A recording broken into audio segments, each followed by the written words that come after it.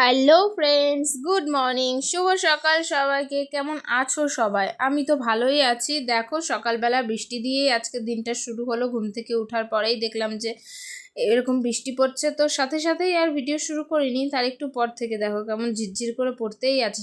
সেদিন কিন্তু সারাদিনই বৃষ্টি পড়ছিল, তো তাই আর কি সে প্রথম থেকে বৃষ্টিটা দিয়েই দিনের শুরুটা করলাম। তো বৃষ্টি তো বর্ষাকালে হবে, এটা তো আর নতুন কিছু না, বড় কিছুও না। তো সকাল সকাল দেখো চা সবাইকে দেওয়া হয়ে গেছিলো।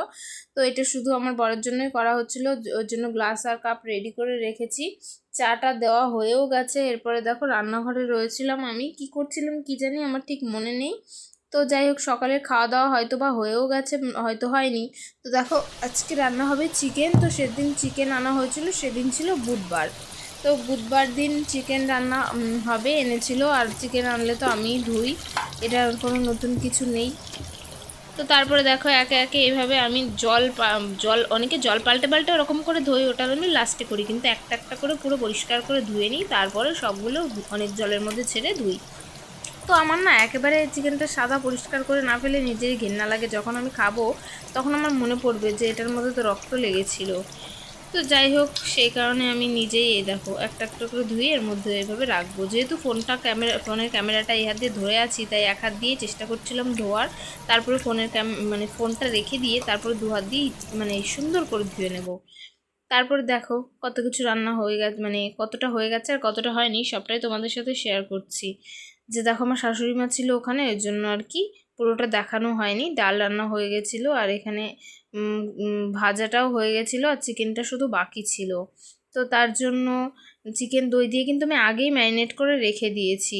দেখো ডাল অল্প পরিমাণেই করেছি, কারণ যতটা কমই ডাল রাখি না কেন, মানে রান্না করি না কেন, সে থেকেই যায়। আর একটু ডাল সিদ্ধ রেখেছিলাম আমার জন্য, লেবু কেটে রেখেছি, পেঁয়াজ রসুন আদা সবই বেটে বুটে কমপ্লিট করা আছে। আর এই আলুটা ভাজা করে রেখেছি, দেওয়া হবে। তারপর কিন্তু দুপুরবেলা খাওয়া দাওয়া করে ঘুমিয়েও পড়েছিলাম। আর বিকালে দেখো ঘুম থেকে ওঠার পরে এই যে বিছানা টিছানা এরকমই গোছায়, অত ঝাঁটা দিয়ে ঝাড়ি না। কি করবো, রাত্রিবেলা তো আবার ঘুমাবো, আমার শাশুড়ি আবার ভালো বিছানা টান টান করে রেখে দেয়। তা আমার ওটা আবার ভালো লাগে না, অত ইচ্ছা করে না আর কি। তাই বর্ষাকালে ঠান্ডা ঠান্ডা পড়লে দুবার করে চাদর কম্বল ভাঁজ করতে হয়, এটাই বিরক্ত লেগে যায়। দেখো বললাম না সারাদিন বৃষ্টি হচ্ছে, বাইরেটা দেখো, বাইরে বেরিয়ে দেখি এরকম জল, কিন্তু বৃষ্টি তখনও ঝিরঝির করেও পড়ছিল না, বৃষ্টি আগে হয়ে গেছিলো, সেই জন্যই ভেজা ভেজা ওয়েদার ছিল। আর সাথে সাথে ওয়েদার জানোই তো বর্ষাকালে কীরকম হয়। তো আমার রেগুলারের নিয়ম অনুযায়ী আমি চলে যাচ্ছিলাম ছাদে, যেটা রোজ বিকালবেলায় আমি করে থাকি। আজকে তো আর বসতে পারিনি, একটু হাঁটাহাঁটি হাঁটাহাঁটি বলতে এদিক সেদিক পায়চারি করেছি। পায়চারি করে চলে এসেছি ফোন টিপতে টিপতে। দেখো ওই বাড়িটায় না নতুন শেড দিয়েছে, তো মনে হচ্ছে যেন একেবারে প্যান্ডেল করেছে, লাল কালার দিয়েছে। তো আর সন্ধ্যাবেলায় কি আর খাবো, শুধু মুড়িই খেয়েছিলাম সেদিনে। তো আর কিছুই বিশেষ খাইনি। আর তারপরে এই যে রাত্রে চলে এসেছিলাম ভাত গরম করতে। একটু হাঁটতে গেছিলাম। আজকে দেখো চুলটা আবার বেনুনি করেছি, সেটাই তোমাদের সাথে দেখাচ্ছিলাম। বহুত দিন বাদে আজকে চুল বেনুনি করেছি।